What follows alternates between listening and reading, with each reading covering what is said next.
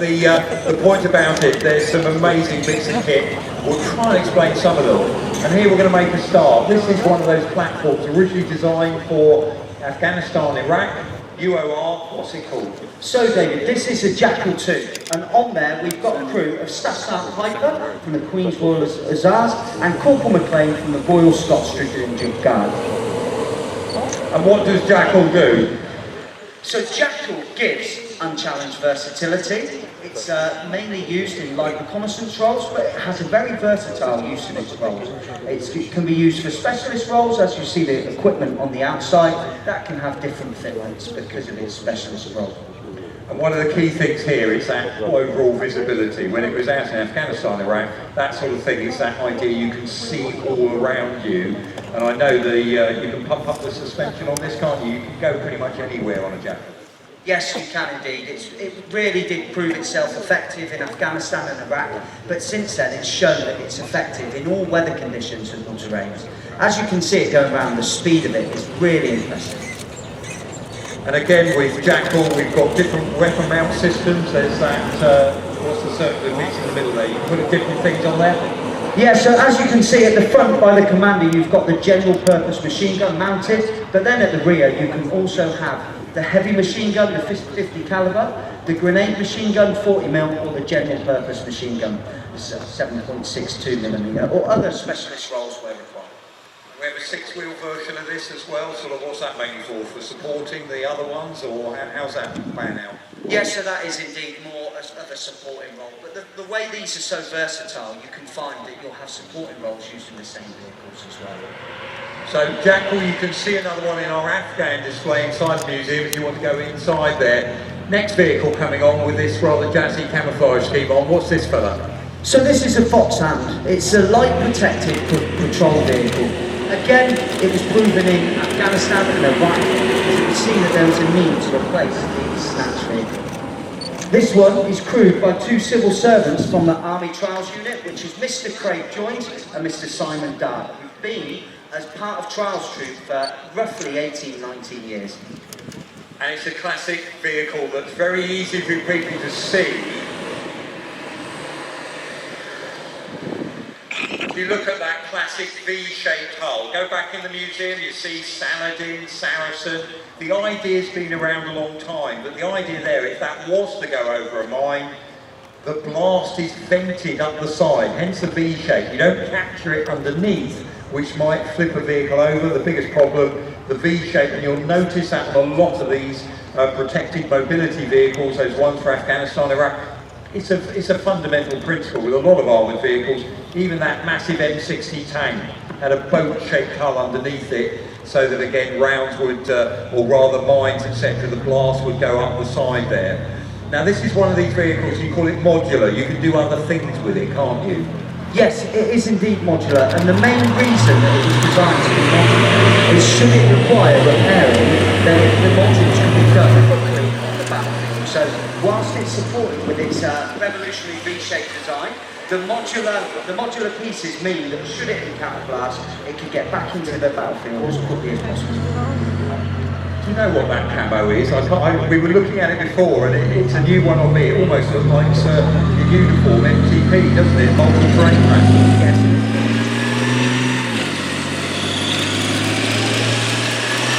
Now, another bit of a piece. We've only heard over the engine note on this. This is far.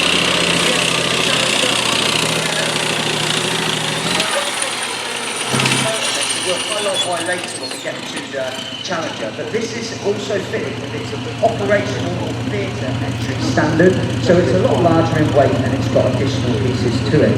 So with this craft, the crew on here is Sam Morgan, Trials Unit.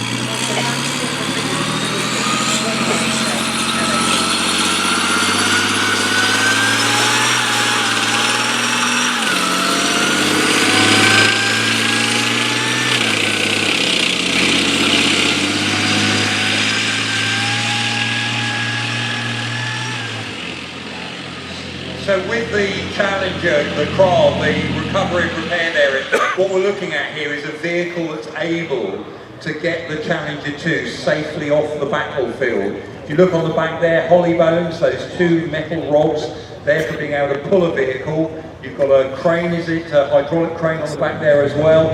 Dozer blade on the front, and you've got a winch as well, I believe. Yes, so the Atlas crane, so the role of that is that can carry up to 6.5 tons. It means that it can lift the engines or the power packs of all armoured fighting vehicles up to Challenger 2 so it can be repaired in the field. And also when we look at that winch is capable on a 1-to-1 load of pulling 50 tons, or if there was 2 craft, 2-to-1 load, they can pull up to 98 tons, so really impressive. The dozer, its main purpose is to actually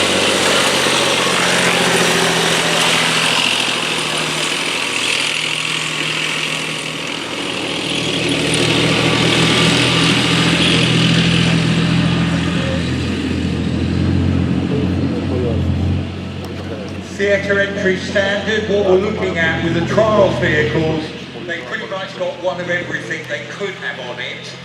So we're seeing here that box-like zigzag pattern on the front, look like corrugated iron. That's reactive armour, bar armour to protect the rear, and again one of these things they sometimes call the bird table. High above the back there, the commander's position, electronic warfare, counter-jamming, etc. Now, a bit more like a cockpit boy coming on this time. What's this colour? So this is a support vehicle recovery, or SVR as it's normally referred to. And crewing that we have got Corporal Wood, who's the part of the recruit from Army Trials Unit, and Kathleen Journey, from the 6th Battalion Breeding.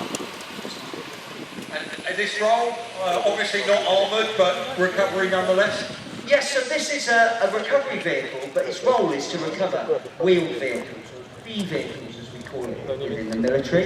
Again, really impressive piece of equipment. It's got winching in it. With that winching capability, if it was going to winch on a 1-to-1, it's capable of winching up to 25 tons. On a 2-to-1 ratio, it's capable of winching 50 tons. And at the front, you'll see an additional winch, which it uses for self-recovery, should it require it. And this is part of that MAN fleet of trucks and vehicles that the Army did a contract some years back, isn't it? I think that the thing there, it's that commonality. Most guys will be able to get in most of these vehicles, and the basic crew position is pretty much the same. Yeah, exactly that. It's a really good, reliable piece of equipment though. And what's really impressive with this is it's capable of having a towing train up to 72 tons. So when you look at that, that is capable of towing the Ajax platforms and the boxes.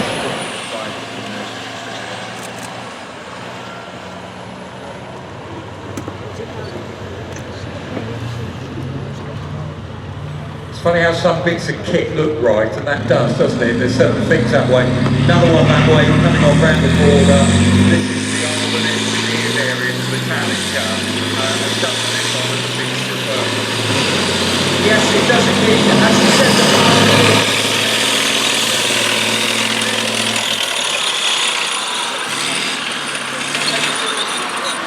the engineers combat movers.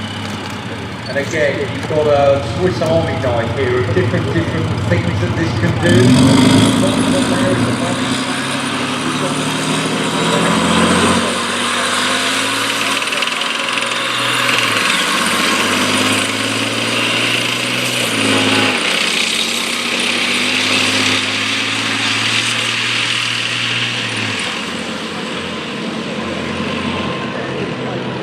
So on there, if you look, first tanks going into action at the Battle of Cambrai, they took a fascine of wood to drop into German trenches. That's the modern equivalent. You're looking there at plastic drain pipe almost. That can be put into a gap, a trench, vehicles and then manoeuvre over it without having to lay a whole bridge there. And it's held in place, I gather, by the digger claw and arm, or the arm sometimes is referred to as a thumb. And also at the front, you'll see we've got the front end equipment, which can be fitted with a mine plough track.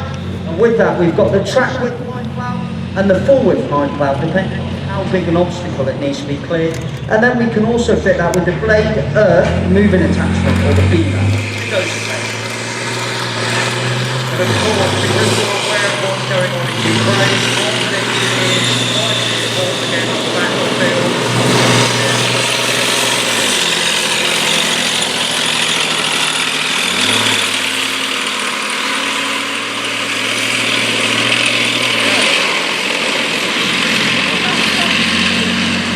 also, what's really impressive about this is at the back, should it need it, it can also tow a trailer that can carry the pipe. So an explosive method to be further effective with crossing and dealing with minefield also. We can see it here. We just thought if you haven't got enough fumes, dust and muck in your faces, what he's doing there is they put diesel on the hot exhaust. It's a vehicle we can do this on at the moment. We can't be challenging to at the moment, but it shows you how quickly they can build up a smoke screen to be able to hide behind, should that be necessary on the battlefield.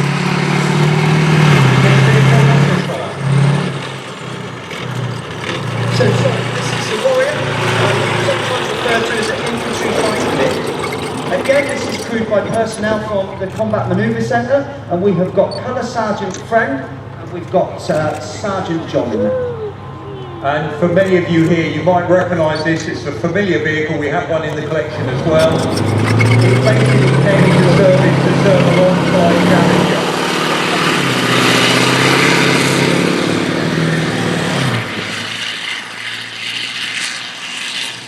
Yeah, and as you saw there when the turret was moving, we've got the 30mm Radin cannon, and that's also supported by the L9A1 coaxial machine gun, or the chain gun as we refer to it in the military community. So British design for infantry fighting vehicles, no gun ports on the side. The whole point of this vehicle, deliver the soldiers where they're needed at speed. The door opens, and we'll see this in action in a little while. Door opens at the rear. The section inside debusses, and it's got firepower on the top to put suppressing fire down on the enemy positions whilst that attack is going in on the ground. 30mm rod. It sounds a bit long in the tooth. It's been in service a long time, but they're now making new ammunition for it because this is the vehicle that will be in service at this moment extended. Yes, it does indeed, and it's a very, very versatile vehicle. As we've seen recently, this vehicle has been adopted by more regiments and battalions and being used for more versatile roles. And with the change of the ammunition, the punch that it can pack can still be withstanding in modern battlefield. Yeah, and Warrior is an interesting one because if you look in our Vehicle Conservation Centre, it was going to have an upgrade programme. We have one of the prototypes. That ultimately, that programme was canned, but Warrior at the moment, until Ajax goes into frontline service, Warrior is going to be used as our wrecking vehicle for a while longer, as well as still being used in that classic infantry fighting vehicle. This is our famous Challenger 2 Megatron. Tell us about this vehicle. Yeah, okay, so this Challenger 2 is again used for operational.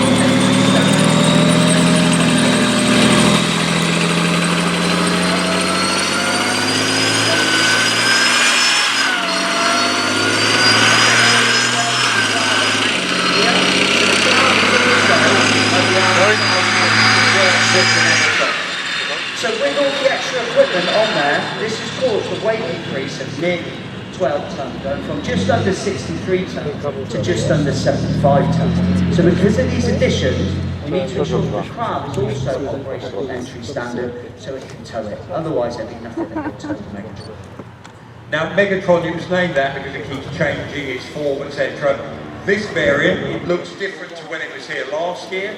It's got a new thermal blanket on it called Barracuda. So what looks like those blankets all over the top, not only does that suppress certain other signatures, as they call it, coming from the vehicle, also suppresses the heat signature. And on the modern battlefield, it's not just people looking through binoculars, they're looking through thermal imaging, different types of cameras on their sighting systems. This helps protect that vehicle that much longer by hiding some of the signatures it's giving out. It's also got all those other bells and whistles we mentioned earlier, isn't it? There's that bird table on the back. I know you can't tell us everything that's on there, but that's electronic countermeasures? Yes, it is indeed. And if you also look there, we've changed. So normally on the Challenger 2, you would see a loader's general purpose machine gun mounted there, but this has got a remote weapon station, the protector, which is there, which means that the loader can fit weapon systems there, but be able to use them under the protection of armour. Now Challenger 2 is still a very interesting bit of kit in service, but obviously the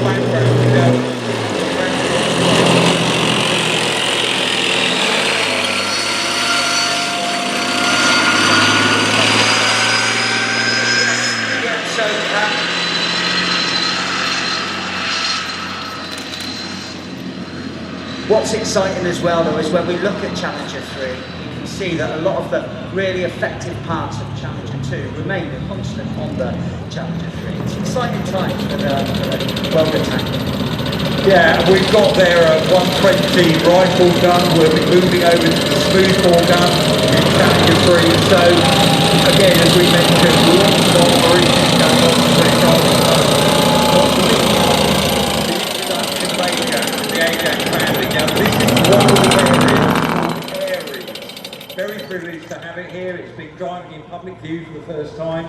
Ares is what? The equivalent of an armoured personnel carrier? A bit more than that, isn't it?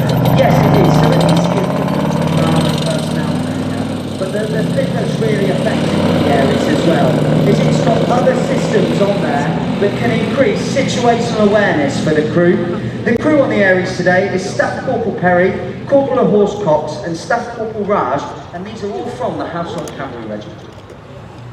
Now what we've got there on the back there, you can see yet again there's that door for letting the section it's going to carry in and out, but on the top you'll notice those sensors going around, and what's amazing that the step change with Ajax, as we'll see in a moment, with Ares as we see here, what that vehicle can detect, how far away, how it can process that information and let the rest of the fleet know what's going on is why this is such a different nature of vehicle compared to the ones we've been seeing earlier in the day. Now I'm saying all that, you've done it, you've been playing with these vehicles, they are very impressive things. They are indeed, and what we're here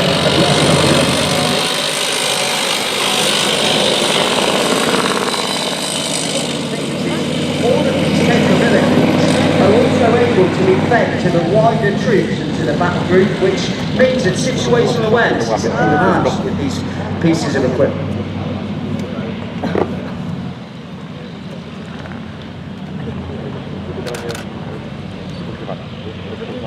Now you can see that one of the reasons they built this family of vehicles in the way they are, they're all integrated so that basically when the software, when certain bits of kit come out of date, you can't plug them, you plug in the new set. That's the way this sort of system is going to work. And this one, this is the actual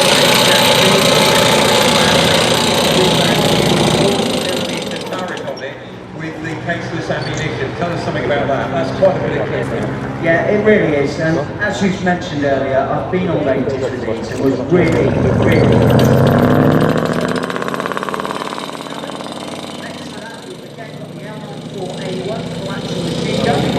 You can also see the 4 banks of 4 of the multi-barreled smoke grenade discharges. But what's really impressive, these smoke grenade discharges can also work with other pieces of equipment. So we've got a laser warning system, and that can work in conjunction with the multi-barrel smoke grenade discharger. So should that be laced, it can fire banks of smoke and then move into a more effective position. So that idea, you'll have heard the phrases, soft kill, hard kill.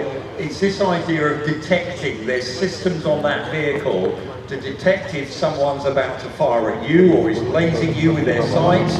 It's also got detectors, sound detectors, that can pick up things at a distance. Now I know we're not allowed to talk about this too much, but what can those detectors detect? What are you allowed to say about this at the moment?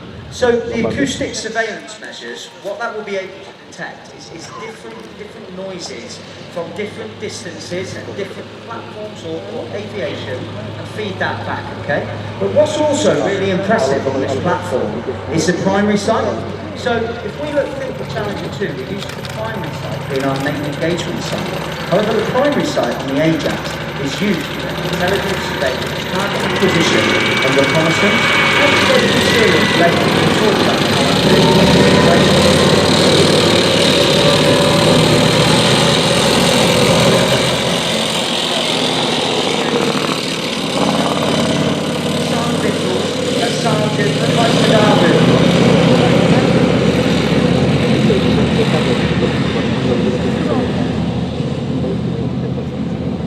So one of the things that happens with trials with military units is if you give a piece of technology, just think of kids nowadays with a mobile phone, whatever it happens to be, one of the things that's coming out is not only the intended capabilities, but what are those additional things that when the soldiers start to use this, listen, we didn't think we'd have that benefit, but we can gain that.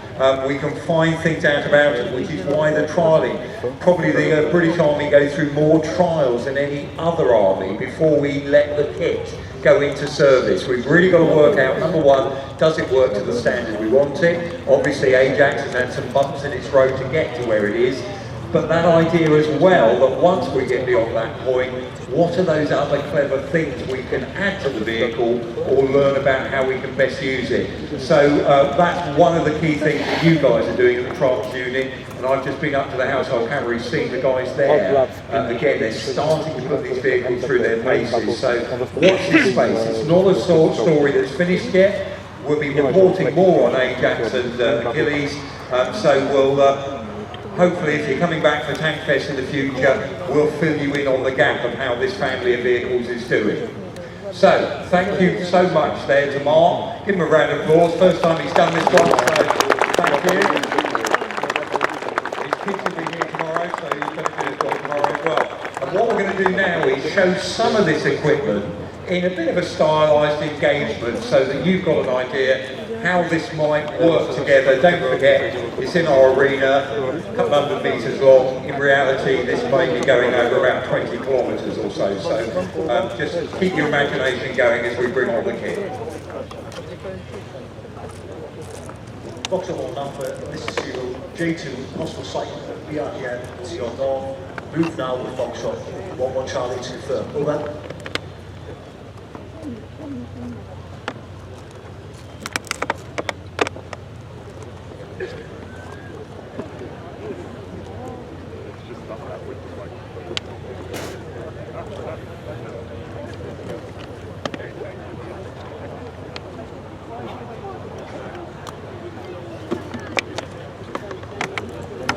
So what you're going to see in a few moments is a condensed battle group formation from the Land Warfare Centre battle group.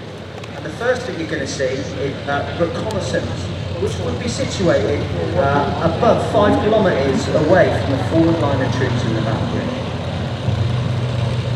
So when we're conducting battle group objectives, we're trying to find, fix, strike and exploit. And the reconnaissance vehicles are very much centralised on the find element of this at the minute.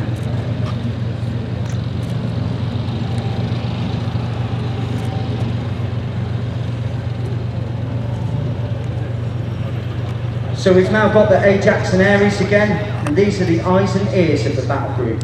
As we mentioned earlier, you've got intelligence, surveillance, target acquisition and reconnaissance, and you'll be able to see how these come into play for this reconnaissance role. They're trying to find positions, including secondary and alternate positions. They're looking for obstacles, natural and man-made, potential enemy positions, deception positions, and disruption positions.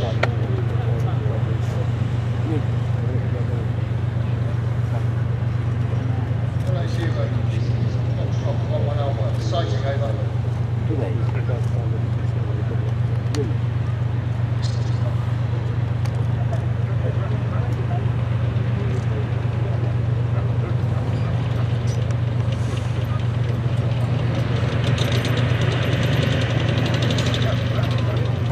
7882 8305 8831 Azad.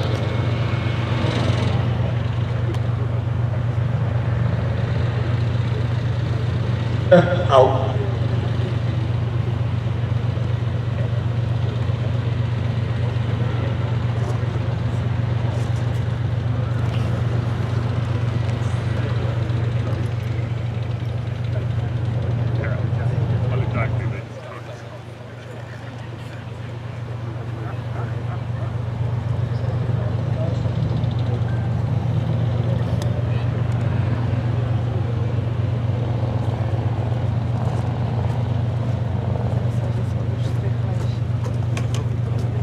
So we mentioned earlier about the primary sight on the Ajax.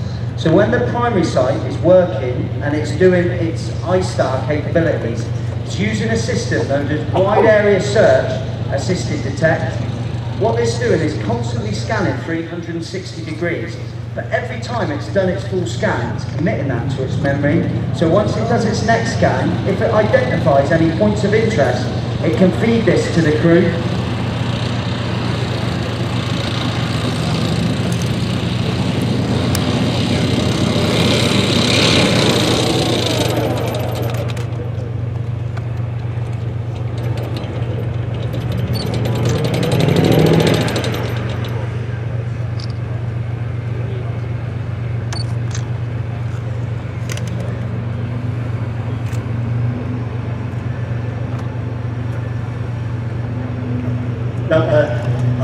India 22 Charlie are moving.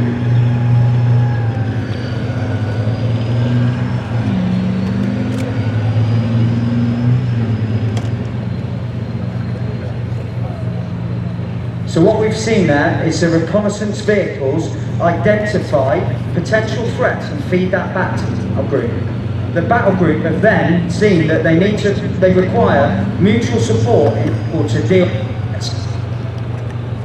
or coming from armour and dismounted infantry.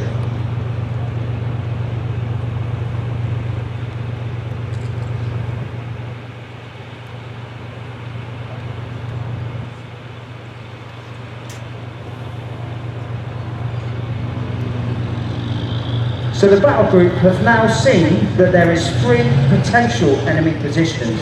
One of them being a dug-in infantry position, which could be used as fire support, or it could have threats to armour, i.e. being an anti-tank position. There's also been a minefield identified and a further depth position with armoured vehicles sighted.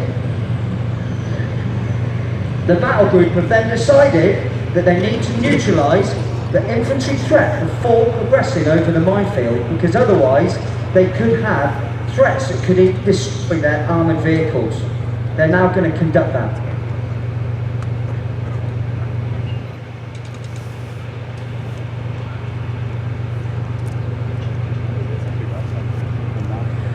As we can see, we're now using the strengths and the weaknesses of both our armour and our infantry. The armour is provided armoured protection, enhanced sighting systems and electronic architecture, whilst the infantry are able to engage pinpoint targets under the protection of armour.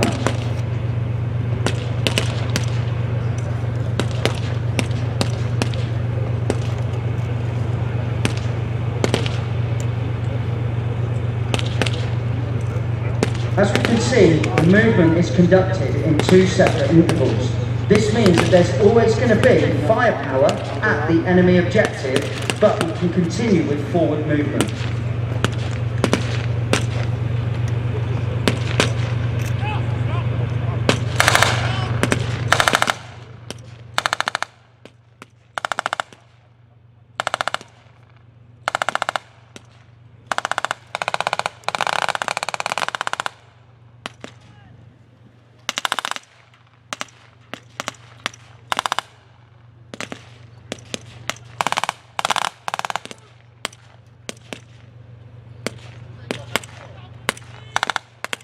So as you can see, it's time consuming to be able to move over a small amount of ground, and it can take a long period of time when you're doing section attacks over larger distances.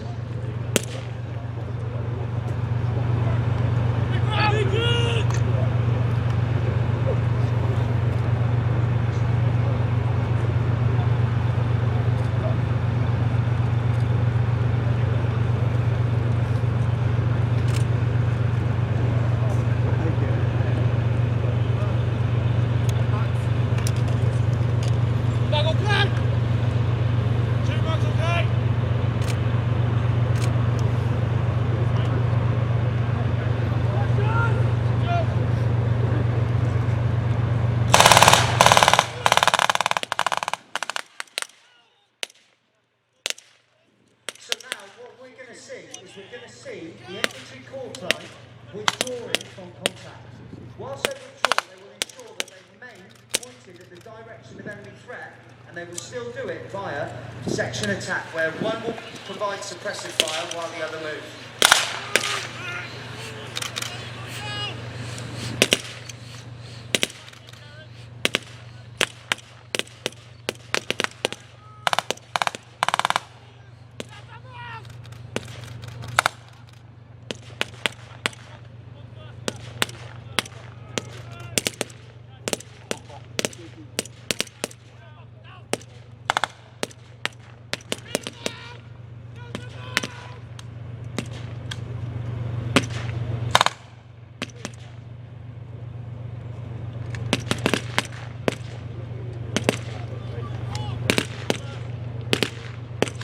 whilst this is being done, the armoured fighting vehicles that you can see in front of you all provide different methods of exploitation on the battlefield.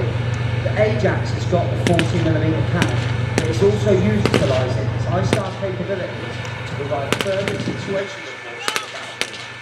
The Warrior is providing the 30mm rounded cannon with visual and thermal sighting system, and the Challenger 2 has got the coaxial machine gun, but also the L30 120mm rifle cannon should it identify further depth positions.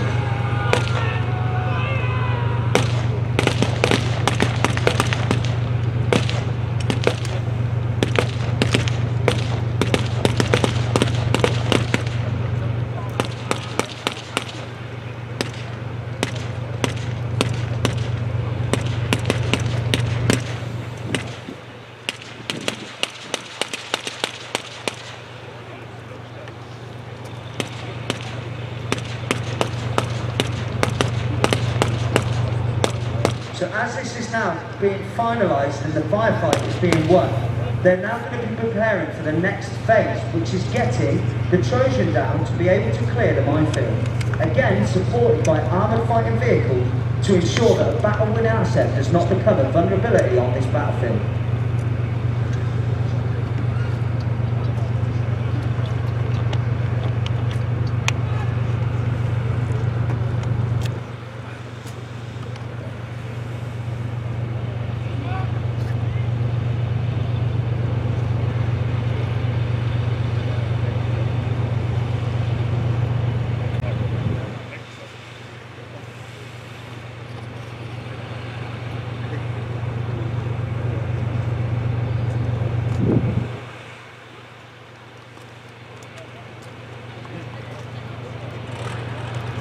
And now we're going to see the Warrior infantry fighting vehicle snuggle and manoeuvre into a better position to allow for the next phase, the Trojan coming to clear the minefield.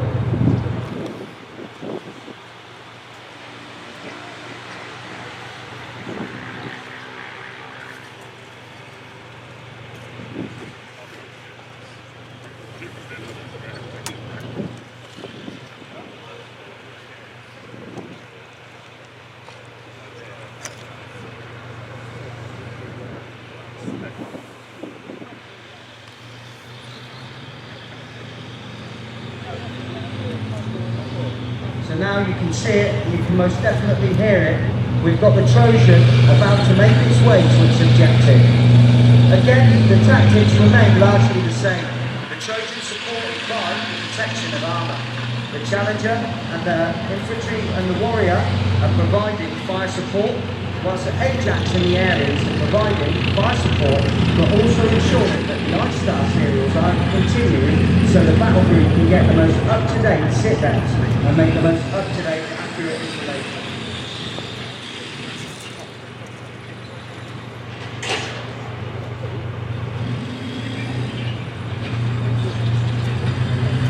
Whilst this is being conducted, the battle group will also be preparing for the armoured fighting vehicles to be able to push forward a bit and gain momentum. This is done by calling any tower. Once this tower is secured, control and a competent vehicle to operate at the home of the assault vessel.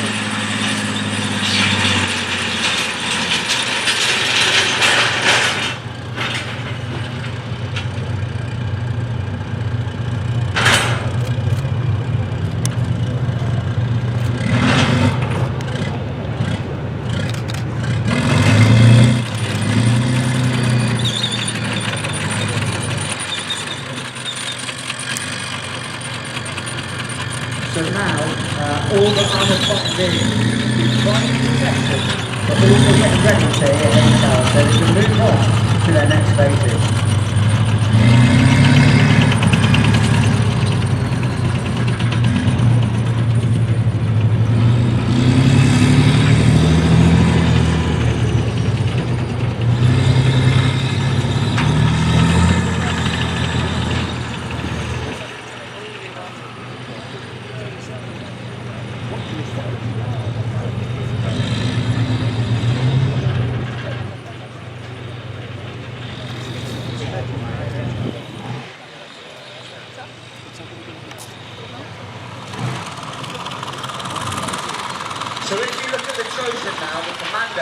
patrolling the reverse movement. When we look at the Ajax and Ares, we've also got another means of situational awareness for the crew, the local situational awareness system, which provides use as a wheel when reversing. So all of the platforms are now in the forward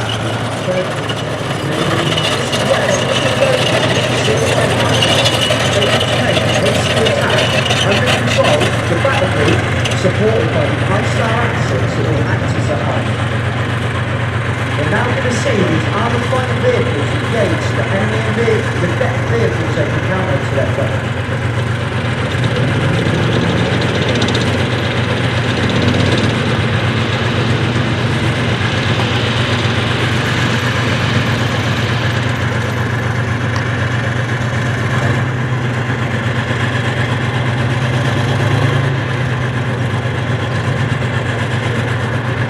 See the platforms will get set into their positions as the MPV. By doing it in low ground, concealed by high ground, it means they can move stealthily and then gain the momentum of conducting the attack.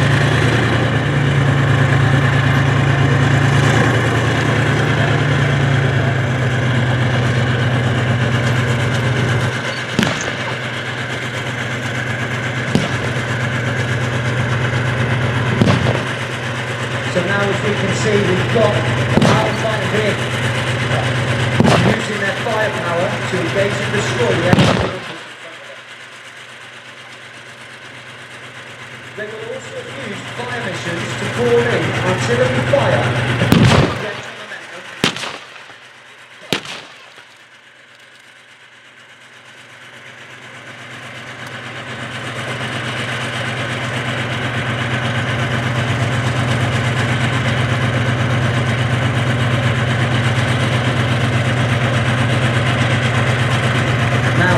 We're going to see the armoured fighting vehicle push forward so the vehicle.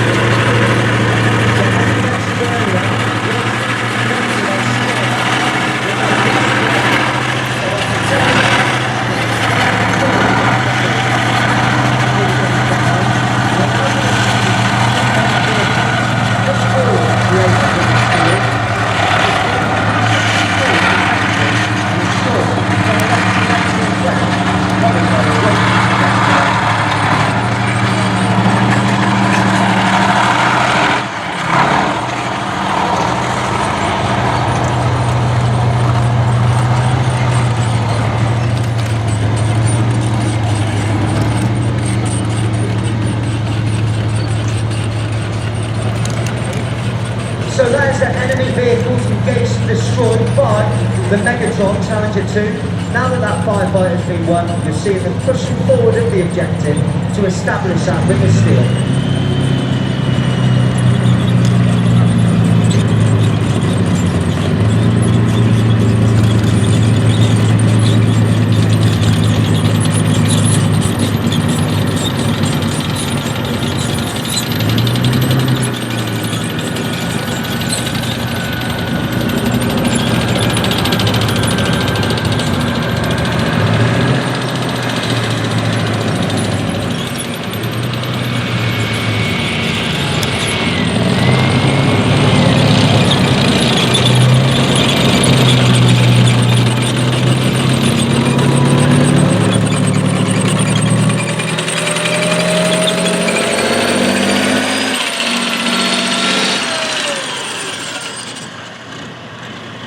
So as we can see now, these armoured fighting vehicles have established direction of enemy threat and ensure that that direction has got armoured protection facing there whilst the remainder of the battle group shakes out and gets to its objective.